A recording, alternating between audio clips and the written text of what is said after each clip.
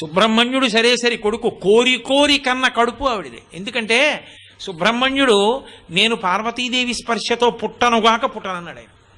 ఎందుకని? సనత్కుమారుడు ఆయన, మహాజ్ఞాని. ఆయన ఓసారి బొంత కుట్టుకుంటుంటే పరమేశ్వరుడు వెళ్ళి నీకు వరం ఇస్తానన్నాడు. ఆయన అన్నాడు, నువ్వు నాకు ఇచ్చేదేమి, నీకే ఇస్తాను కోరుకో అన్నాడు. అంటే పరమశివుడు అన్నాడు, ఇంతటి మహాజ్ఞానివి నాకు కొడుకు అయి పుట్టి అన్నాడు. అంటే ఆయన అన్నాడు, నీకే కొడుకు అవుతానన్నాడు. అంటే పార్వతీదేవి ఏమిటి నీకే అంటే ఏమిటి, నీకే అంటే నాకు కూడా అంది. ఆయన అన్నాడు, అమ్మ అలా నాకు అది కుదరదు, నువ్వు ఎంత జగన్మాతవైనా నేను గర్భవాసం చేయను, యోని సంభవుణ్ణి కాను, అందుకని నీ కడుపులో నేను పడుకోను అన్నాడు. అదేమిట్రా నాయన, నీ వంటి వాడు నా కొడుకు కాకపోతే అలా అవ్వవలసిందే అంది ఆవిడ.